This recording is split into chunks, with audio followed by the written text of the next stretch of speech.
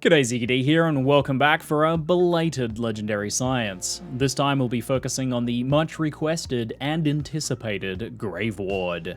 Is Treebeard as good as people say? Let's find out. The reason the series has been so disrupted is that there's been several events running that will interfere with the results, but I've decided to go ahead anyway with this episode, and I'll explain how the results are impacted a little bit later.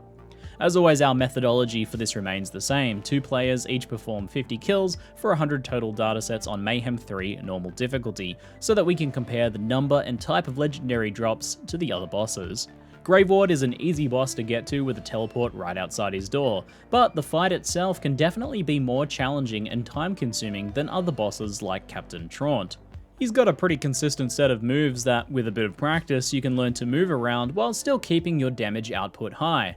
He's got a plain old life bar, so fire damage is a solid choice, and in fact my partner Amy and I farmed up some fire damage King's Calls from the final boss of the game just for the occasion, and they proved very effective.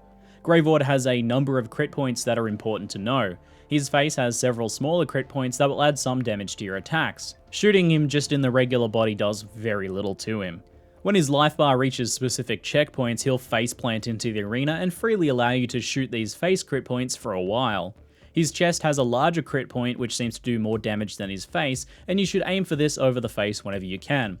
During the tilt phase, which he always starts the fight with, you can get some solid shots on this area before the acid balls and just after they pass. To avoid dying here, position yourself between the acid balls or shoot them, and then jump to avoid sliding. Don't stand too close to the front of the arena or you'll slide forwards quickly, which resulted in most of our falling deaths during the fights.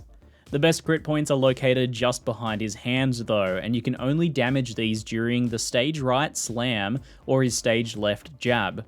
Unload as much damage as possible during these phases. The fight took us about 1 minute 30 with vanilla Mayhem mods and upwards of 6 to 8 minutes with 2 to 3 negative modifiers. GRAVEWARD is probably the boss you feel bad Mayhem mods on the most, so consider checking the modifiers before each run and resetting if there's 2 or 3 bad ones that stack against your main weapon choices. Our record kill speed was around 34 seconds with 2 positive modifiers. So how does old GRAVEWARD fare on the legendary count? Is he all that he's hyped up to be? In 100 kills, we got a whopping 164 legendary drops, solidly beating out our previous winner Captain Traunt, who only got 104. This means that on average you'll see 1.64 legendaries per kill. GRAVEWARD's boosted drop rates also resulted in some of the biggest loot explosions so far, with 4 legendary explosions happening 3 times and 5 legendary drop explosions happening 3 times as well. Now the reason I haven't mentioned the anointed drop rate here yet is because a lot of this farming was done during the current Bloody Harvest event, which hugely buffs anointed drops. I thought this would be an interesting chance to see just how impactful that event is on anointed drop rate. We know that from our previous boss farms, the anointed legendary drop rate is very, very low, and consistently so as well. Across all of the bosses, the average output is about 3 anointed legendary drops per 100 kills. Well, during our GRAVEWARD kills during this event, we got 47 anointed legendary drops. That means that during the event, the anointed legendaries have been boosted from roughly 1 to 3% all the way up to around 33%. So now is definitely the time to farm anointed legendaries. And now onto GRAVEWARD's drops. You can view the spreadsheet for the full data, but it seems that GRAVEWARD has 2 boss-specific tabled legendaries, the Artifact Grave and the Shield Ward. The numbers on these weren't super solid, with only 4 graves and 6 wards dropping. They were on the higher end of drop rates, but we also got 5 monocules, and we know that's not a tabled drop. So the way I've determined these to be GRAVEWARD specific drops is twofold. Firstly, their names are Grave and Ward, it's not subtle.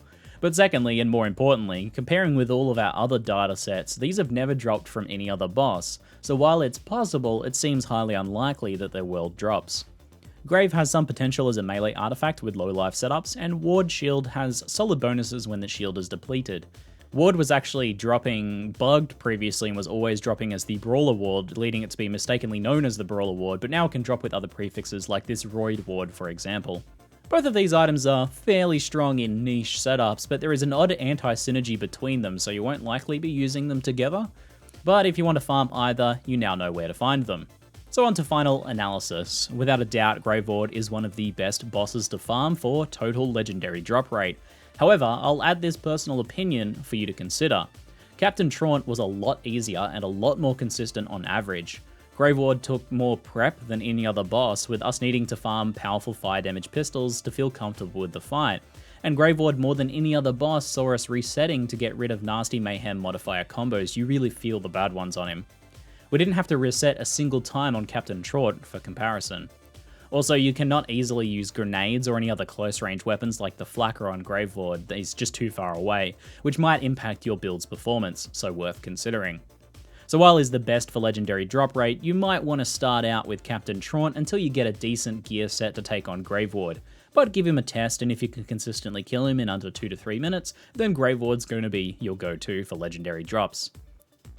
Now on a completely different note, I just wanted to let you folks know that with the help of my sponsor AMD, I'm currently running a giveaway for a Ryzen 3600 CPU. If you're looking to build a new PC or get an upgrade for your potato, then check it out in the description below. You don't have to do anything special, you can just enter the giveaway.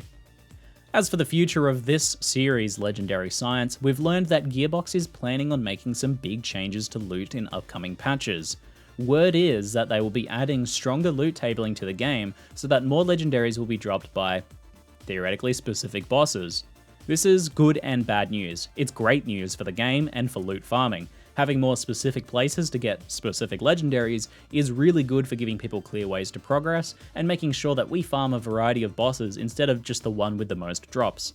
The bad news here is that it kind of screws Legendary Science for now. With drop tables changing, I'm thinking we pause the series until those changes come into play. But we can always resume the science once that's happened, so we can learn more about the new drop tables and drop rates. So while that's it for now, I'm sure I'll be seeing you for more Borderlands 3 action in the future. I'm ZiggyD, and thanks for watching.